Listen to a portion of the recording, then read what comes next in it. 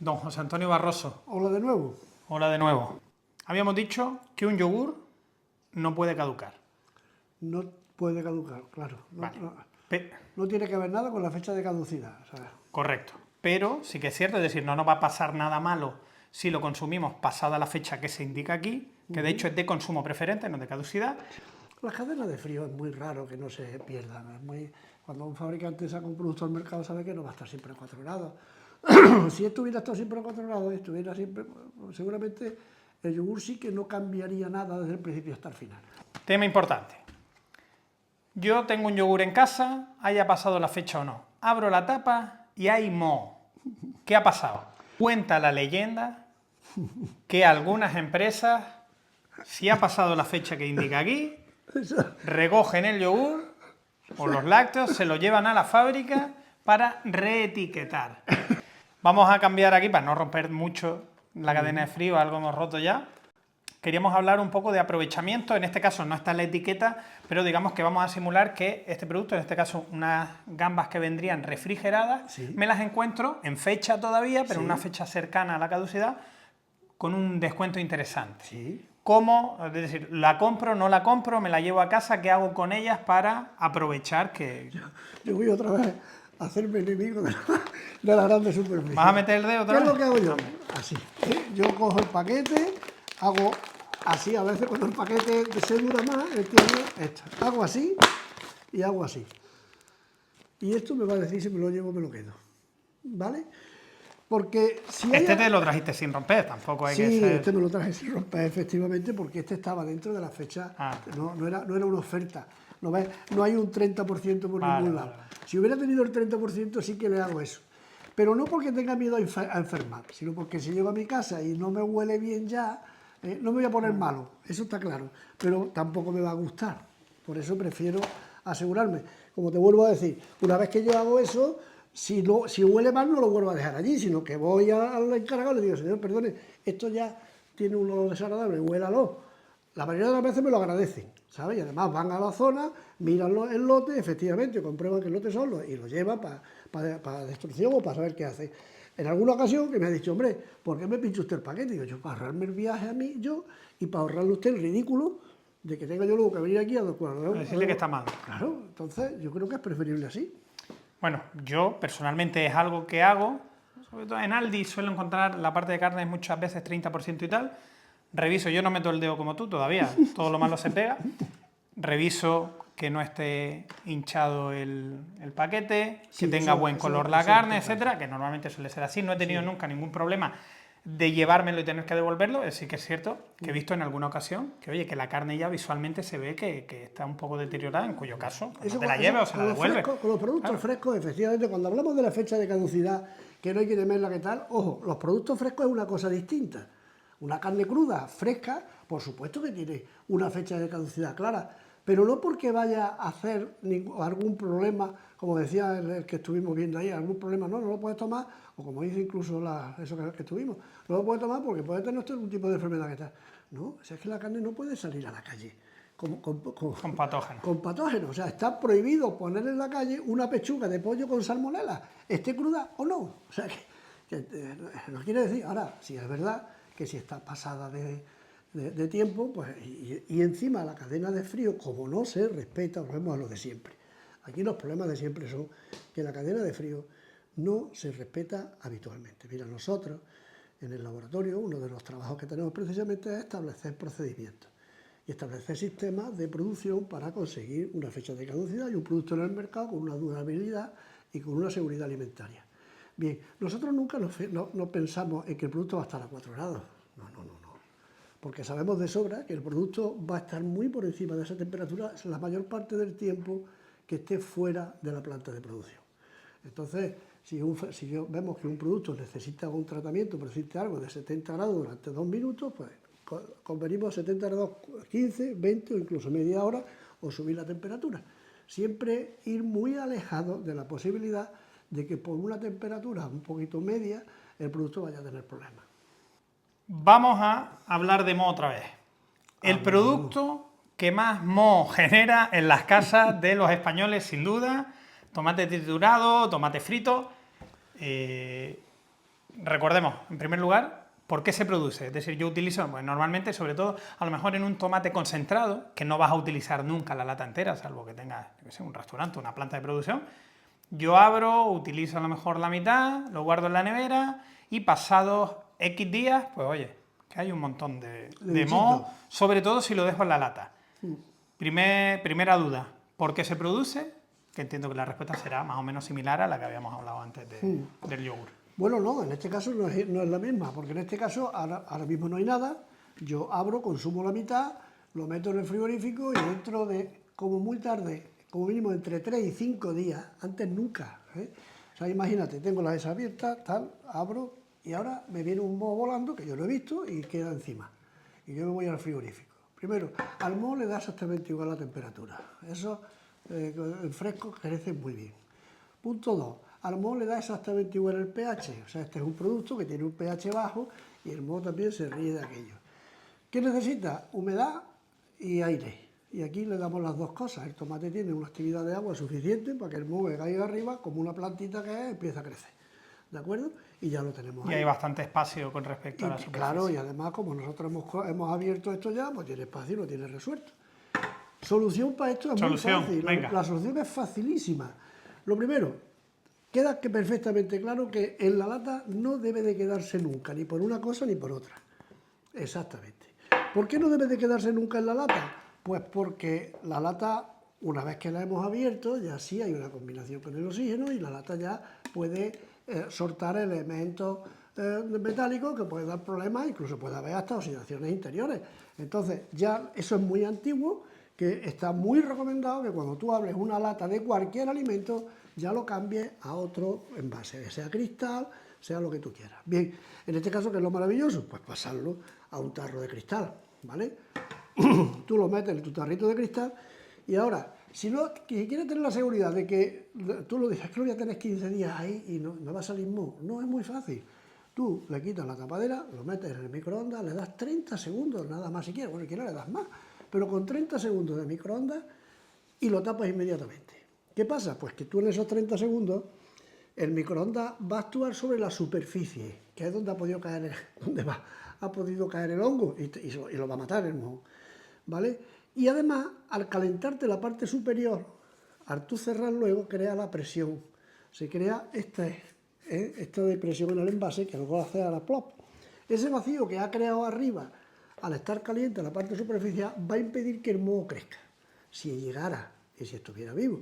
Y no nos olvidemos nunca que el moho en sí no tiene ningún problema, o sea, la semilla del moho no nos va a hacer daño. De hecho, como te digo, estamos continuamente respirándola. Lo que nos va a hacer daño es cuando crezca y cree la aflatoxina. Perfecto. Este que lo habíamos sacado, por lo mismo, un poco la misma idea. Bueno, sí, esto es un arroz. Es un arroz. Un arroz que hicimos, que lo tenemos ahí preparado para en algún momento, si queremos... Bueno, esto es igual que los vasitos de arroz. Mira, vamos a aprovechar, el vasito de arroz ese es carísimo. Sí, en relación con 1 kilo de arroz hervido, sí. Sí, ten en cuenta que esto tiene la mitad de agua, ¿eh? O sea, el arroz engorda justo el doble con el agua que le pones, ¿no? Lo que quiere decir que si tienes 100 gramos de arroz terminado, tienes 50 gramos de arroz. Echa el número, a ver cuánto te está cobrando el kilo de arroz. Muchísimo. 2 botes, a lo mejor son €1,20, €1,50, depende de la variedad. Es un producto muy recomendable. Muy socorrido. Sí. Yo tengo siempre en casa. Porque es muy socorrido, como tú bien dices. Entonces, sacas aquello, le pegas un calentoncito y tienes un plato. Por ejemplo, uno que está buenísimo, si alguna vez no lo has probado, hazlo, son los calamares en su tinta, la lata de calamares en su tinta con el arroz ese. Es que no recomiendo esa lata, entonces. No. Bueno, entonces lo puedes recomendar, lo puedes No lo he hecho, no la consumo, la verdad. Bueno, pues los calamares en su tinta con el arroz están buenísimos. Da igual que sea una lata como tú lo vayas a hacer con ese arroz. Y bueno, y si me apuras, pues un pisto o tomate, ¿no? Ese arroz lo coges, le pones tomate por encima y le pegas un calento. Estupendo. Pero mira, si tienes tiempo y quieres ahorrarte dinero, pues es una cosa tan fácil como esto. O sea, tú coges el arroz, coges además te queda más bueno que el otro. Coges aceite, le fríes unos ajitos, le echas el arroz que vayas a emplear ahí, lo refríes un poquito con los ajitos en seco, le echas la cantidad de agua justa que necesita, que es el doble que la cantidad de arroz, y una vez que se haya puesto blandito, lo metes en tu envase y antes de que se enfríe lo cierras. Hay que hacerlo con arroz vaporizado. Es importante. ¿Para qué? Pues para que luego no tengas una masota. Lo que hay en el mercado está hecho con arroz vaporizado, eso te lo aseguro. Entonces, eso lo hace con arroz vaporizado y ya tienes este bote, yo le pongo la fecha aquí, 5 del 8 del 24, este es muy nuevo, yo tengo hasta del 19 y cosas así por ahí guardados algunos. Sí, no, tú eres un sinvergüenza de la caducidad, eso por descontado. Este está muy reciente, vamos, esto lo ha hecho mi mujer hace poquito y está por ahí. Esto ya lo tenemos aquí, ya tú comiste el otro día en casa, teníamos unas albóndigas en salsa. ¿Se lo contamos a la gente? Sí. Yo contigo he comido una ensaladilla rusa que se te quedó en la mesa de tu despacho el día anterior y no ha pasado nada. Esa fue mi prueba de fuego. Ni salmonela ni nada. Sí, pero vamos, que ayer comimos una albóndiga en salsa que yo traje de la cocina nuestra, la albóndiga en salsa, y aquí teníamos el arroz que había hecho mi mujer. Entonces le pusimos en la base del plato el arroz, calentamos, dándole un calentoncito, le echamos encima las albóndigas con su salsa y quedó un plato maravilloso para comer rápido y sin problema. Me vas a permitir, por recapitular, porque en los últimos meses, hace ya yo creo que 3 o 4 meses por ahí, se puso de moda, habían algunos vídeos por ahí circulando de cuidado con el arroz, 24 horas máximo en nevera o 48 y tal y cual. Yo no sé, desde luego. ¿Qué hay que hacer entonces? Si yo hago arroz, me ha sobrado mucho y, oye, lo quiero reutilizar más adelante, ¿qué hago en casa para tenerlo? Recordamos, ¿no? Bote de nuevo, bote de vidrio, calor y bien cerrado. Pero no damos instrucciones así. Yo no soy partidario, me gusta que la gente piense. Yo creo que con lo que estamos hablando y con lo que hemos hablado hoy, ya puedes sacar bastantes conclusiones de todas estas cosas. Entonces, tú piensa conmigo, yo tengo un arroz que acabo de hacer ahora mismo, ¿no? Y que me ha sobrado la mitad de lo que he hecho, ¿vale? Bien, si lo acabo de hacer, ¿qué tenemos dentro de la...? O sea, ¿qué posibilidad hay que ese arroz esté contaminado? Ninguna. Ninguna. ¿Por qué? Pues porque si está blandito, quiere decir que llega a una temperatura suficiente para reblandecerlo. Y esa está muy por encima de que te quede ningún bicho vivo. ¿De acuerdo? O sea, ninguna bacteria y mucho menos patógena. Bien, ya tengo entonces un arroz ahí que es relativamente estéril. ¿Qué puede pasar ahora? Que se contamine. Del ambiente, los mohos, sí es posible. Bueno, pueden caer mohos.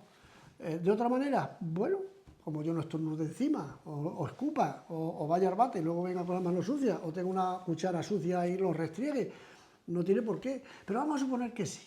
Vamos a suponer que soy tan descuidado que voy al bate, no me lavo las manos y ahora vengo y toco el arroz, meto así, amaso el arroz con las manos.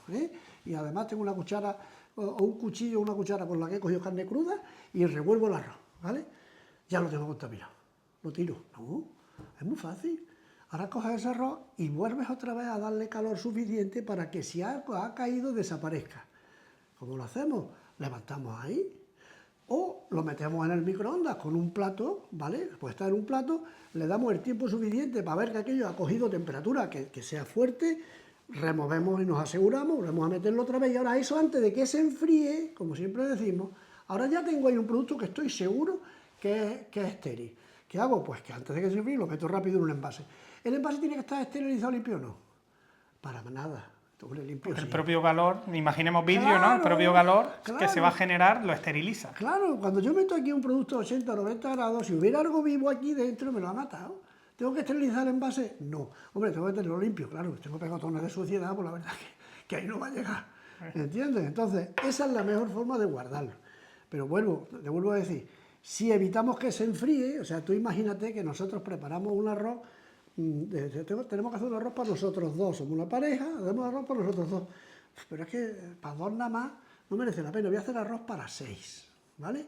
Y antes de servirlo para empezar a comer nosotros, aparto 2 raciones más en 2 platos, en dos envases distintos, con lo cual ya tengo arroz para 2 días más, para 2 veces más, ¿vale? Y ese arroz es el que inmediatamente que he terminado de cocinarlo y antes de que se me enfríe, incluso antes de ponerme a comer, lo envaso y bien caliente lo tapo. Y si quiero una seguridad todavía superior, pues lo llevo al microondas antes de taparlo y doy otro toquecito en la superficie. El calor. El calor. ¿Y cuánto me dura en nevera? Que la gente se asuste un poquito. Bueno, tú sabes, así envases que llevan años en la nevera. Y tú te has comido conmigo envases que eran del 14, me parece, o del 16, ¿no? Lo que tú quieras. O sea, allí tengo yo para demostrar a quien quiera productos envasados que los hicimos en el 14, 16, 18 y del 22 también. O sea, hay un montón de, vamos, un montón, hay una serie de platos que yo voy viendo periódicamente, pero no para saber si algún patógeno ha podido, eso es imposible, sino para ver la evolución, porque claro, hay procesos enzimáticos que sí van cambiando colores, van cambiando textura, van cambiando sabores, y yo quiero me gusta ir comprobando esos cambios, si son asumibles o no, o si no tiene sentido, pero eso depende muchas veces de los ingredientes que tú estés empleando en el plato, más que el proceso en sí. Sí, de hecho, hay por ahí, hay gente que compra, esto no se puede saber pues hasta que no abres la lata, pero hay gente que le gusta comprar latas caducadas. Además, cuantos más años lleven caducadas, latas de sardinas con 30 años, obviamente lo que hay dentro no se parece a lo que había originalmente, pero No, hay gente que lo degusta igualmente. De obviamente nada, querido amigo, que precisamente hay latas de la Segunda y de la Primera Guerra Mundial, se han abierto latas que estaban intactas lo que había dentro. Eso, y sigue habiendo por ahí latas todavía de la Primera, no, pero de la Segunda Guerra Mundial hay muchas latas del ejército que las están abriendo y aparecen continuamente escritos al respecto, investigaciones al respecto, y ahí están los alimentos, están en perfectas condiciones. La mayoría, siempre habrá una rancidez por si la grasa está, pues lógicamente, pero eso no mata. También las condiciones en las que han sido guardadas, no es lo mismo Normalmente, un lugar fresco y seco que... si han estado guardadas mal, lo que se habrá afectado será el envase, entonces el envase estará deteriorado. Pero si el envase está en perfectas condiciones, no ha habido una rotura, no ha habido una filtración, el engatillado que se formaba con la ESA está bien, la forma esta, todo lo que sea es el engatillado, la forma de que se cierra aquí. Si esto no ha cedido, pues lógicamente, y si hubiera cedido se verá, porque habría rezumado, tendríamos moho alrededor, si el envase está intacto, lo que hay dentro no tiene por qué tener ninguna afección. Es que no tiene sentido. Embutidos, crudos, curados. No sé cómo plantearte la pregunta. A mí lo que más me sorprende, sin duda, y nos lo podías explicar, primero es el proceso de elaboración, sobre todo porque hoy en día estamos asistiendo a un cambio, sobre todo en dejar de utilizar nitritos y nitratos, es decir, algunos conservantes a los que la gente, ¿por qué? Por evidencia científica, parece que no son los mejores amigos de la salud. Pero ¿cómo se fabrica, por ejemplo, un salchichón? Y dime si es puede ser un alimento vivo. No, son un alimento vivo. O sea, los embutidos crudos curados, no los cocidos, no hablamos de jamón de york, no hablamos de mortadela, no hablamos de los chops, o sea, nada de eso. Estamos hablando de los crudos curados. Son todos aquellos que sí pueden aguantar fuera de frío sin ningún problema, ¿vale? Y ahí tenemos los chorizos, tenemos los salchichones, tenemos los fuets, tenemos los salamis, tenemos, en fin, toda esa línea de productos que están hechos con carnes crudas. Observa esto. Esos productos no han recibido ningún tratamiento térmico. Luego, si partimos de la base de que podemos comer carne cruda, aun a riesgo de que haya tenido algún patógeno, tiene que haber habido algo que nos asegure que ese patógeno no está. ¿Y eso qué es lo que ha sido? La fermentación. Lo que se llama la curación. Son productos curados. Son crudos, pero curados. ¿En qué consiste la curación? Es muy fácil. Es un yogur. Yo cuando saliendo del yogur me metí a trabajar en general en el tema de alimentación, pues me encontré con los embutidos crudos curados. Claro, las masas de embutidos, entonces tímidamente alguien se atrevía a ponerle starter. A ver, ¿qué ocurría? ¿Qué es un starter? Perdón, para el que no lo sepa. Sí, son los fermentos. A ver, ¿qué pasaba ancestralmente? Antes no se conocían los fermentos, no había microscopio, nadie sabía qué. Sin embargo, los embutidos crudos curados son ancestrales. O sea, se viene haciendo, históricamente tú miras y hay una cantidad tremenda de información sobre consumo de embutidos crudos curados. Iba en los barcos de los descubrimientos, lo tenían hasta los romanos, tenía un producto que era muy parecido al botillo actual. O sea, había una cantidad tremenda de eso desde siempre. Siempre se ha sabido que ha existido este tipo de productos. ¿Qué pasaba antes? Muy fácil. Hay unos fermentos naturales en la carne, igual que si tú coges una leche, la pones aquí encima, se va a poner agria, la siembres, o sea, va a convertir casi en yogur, entre comillas, lo siembres o no. Con los embutidos crudos curados pasa lo mismo. O sea, la carne tiene de forma natural, tiene fermentos lácticos que están ahí como los buitres para comerse las carnes. Estos están precisamente para metabolizar. ¿De qué viven ellos? Pues del glucógeno de la carne, que es un azúcar, ¿vale? Ese glucógeno que tiene la carne, cuando tú le das tiempo, ¿vale?, a que prevalezcan los lactobacilos, o sea, las bacterias lácticas, van a hacer que baje el pH, ellos van a emitir sus armas, digamos, su veneno contra otros elementos que pueda haber en la carne, prevalecen ellos y te acidifican, te dan saboretas y impiden que se pudra. ¿Cómo se consigue eso? Pues en una primera fase hay que procurar que ganen ellos. Y esa fase es una fase crítica. Una masa de carne recién hecha tiene una cantidad de agua, porque la carne, ya sabes, somos 80% de agua, ¿no? Entonces, al triturar, hacer una masa de carne, hay una cantidad de agua importante. Ese agua, hoy en día, ¿qué es lo que se está haciendo? Pues se le pone la fermentación, ¿para qué? Para asegurarse de que no haya ningún error, ningún problema. Entonces le echan ya los fermentos vivos, que son unas cosas muy parecidas a los que hay en el yogur. Incluso, en algunos casos, por eso aparecen en las etiquetas azúcar, aparece dextrosa. En algunos casos se le pone azúcares, se suele utilizar o dextrosa, o azúcar, sacarosa, o lactosuero de leche, que es lactosa. Eso se le pone precisamente para que las bacterias lácticas tengan ya, digamos, qué ventaja sobre los demás, ¿no? Les damos de comer para que ganen ellos. A ver, que habíamos tenido problemas técnicos con el almacenamiento de Apple. De todo tipo, de Apple. Que nitritos y nitratos, que era uno de los temas principales, de los miedos principales. Cuéntanos por qué se utilizaba, porque ahora vamos a no utilizarlo, estamos en esa línea. Bien, a ver, nunca ha sido necesario echar mano de los nitritos, nitratos para hacer los embutidos crudos curados. Sin embargo, los embutidos crudos curados es un alimento ancestral. Ya te digo que lo tenían los romanos y hay muchísimas referencias, hay incluso recetas de embutidos que se veía claro que partía de carne cruda que se dejaba fermentar, ¿de acuerdo? Entonces, ¿qué ocurre realmente?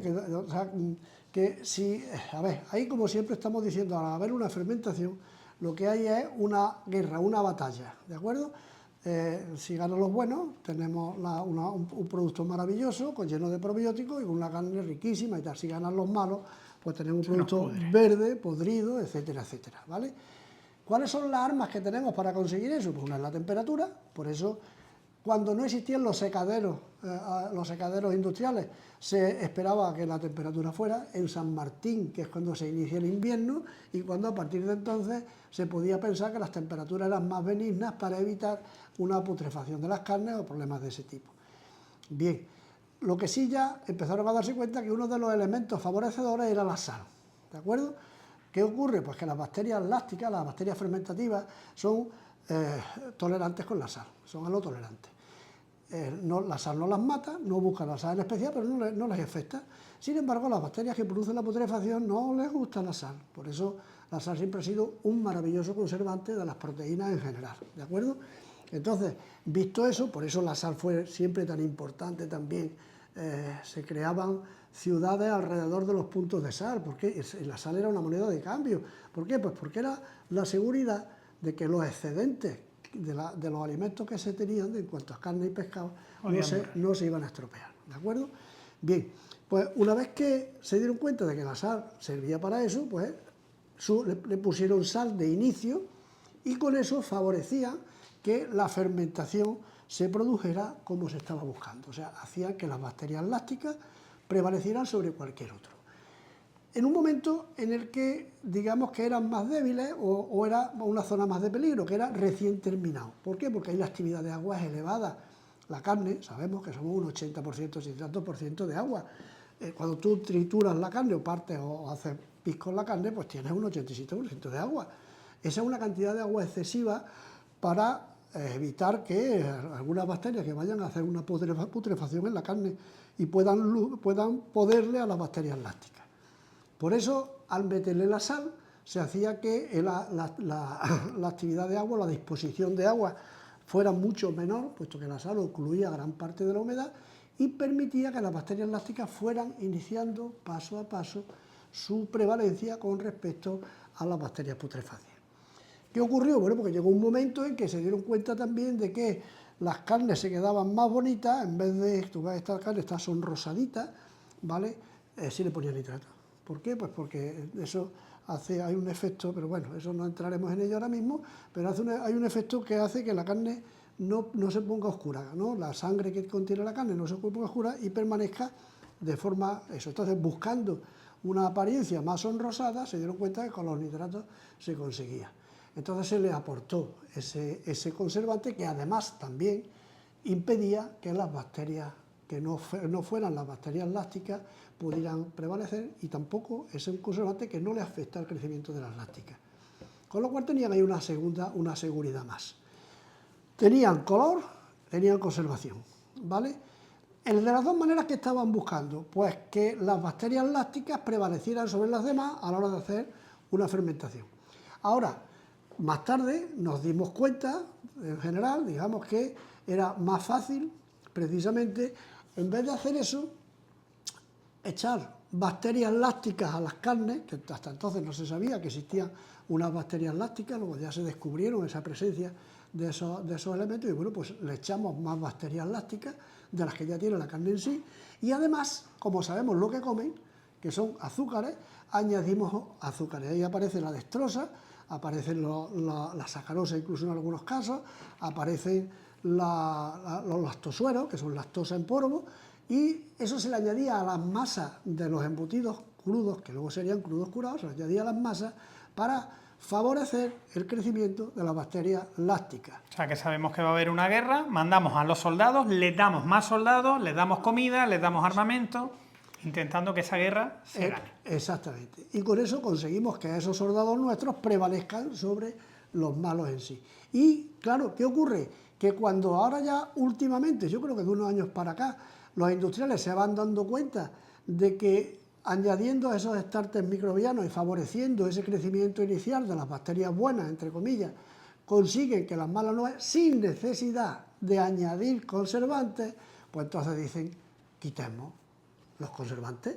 Y efectivamente, ahora en el mercado hay productos ya sin conservantes, o sea, embutidos crudos curados, que ya no están nitrificados. En el chorizo, ningún problema, porque el chorizo, como ya lo que estaban buscando era solamente el color, en el chorizo no hay ninguno, son los primeros que lo consiguieron. Como el pimentón lo pone rojo, pues ya está, no hace falta que actúe ningún otro elemento que me cambie los colores. Y por eso los primeros que se hicieron fueron los chorizos. Los salchichones, tú y yo hemos encontrado hoy el primer salchichón que no tenía yo, no conocía ninguno en el mercado que no tuviese ya. Pues bueno, hemos encontrado uno que efectivamente ya no trabaja con eso. Estarán consiguiendo precisamente que las carnes, me imagino que será con alguna selección de carnes especiales, no entro yo todavía en eso a conocerlo a fondo, a una solución de carnes, o con los tratamientos que les estén dando tal, o con las fermentaciones, o con los tratamientos que, claro, ten en cuenta que ahora los secaderos industriales tienen la facultad, la posibilidad de regular temperaturas y tiempos y humedades, ¿vale? Eso ha sido un gran adelanto para conseguir. Y el aire. Y el aire, claro. La circulación del aire. Claro, tú tienes una habitación donde tú sabes, o sea, tú prevés la humedad ambiental que va a haber, prevés la cantidad de aire que necesitas meter y prevés la temperatura. Con lo cual, eso es un caldo de cultivo, o sea, una zona de cultivo maravillosa para que tus bacterias estén a la temperatura que a ellas les gusta, que tú ya sabes que les gusta. Y entonces no tienes que estar pendiente del tiempo, de que si en el invierno llega el verano, o que en el humero de la casa, si enciende la chimenea más veces, lo enciende menos veces para conseguir más rápido o más lento el secado. Todas esas cosas se han conseguido precisamente con los secaderos industriales, que muchas veces que son así, industriales, claro que sí, y eso es maravilloso. El secadero natural es muy bonito, todo lo que tú quieras, pero tiene sus problemas, ¿no? Y de nuevo, gracias a los microorganismos. Y de nuevo, Así que vamos hacia un mundo en el que los embutidos crudos curados, además de probióticos, serán naturales, sin esos añadidos, sin esos Claro, y ya aditivos. estamos casi, ya lo hemos conseguido prácticamente. Nos vamos a despedir, otro día te pregunto por las aceitunas, porque ya sabemos lo que pasa, que nos quedamos sin margen. Hablaremos Pero bueno, de ello. hablaremos. Nos vemos, familia, un abrazo.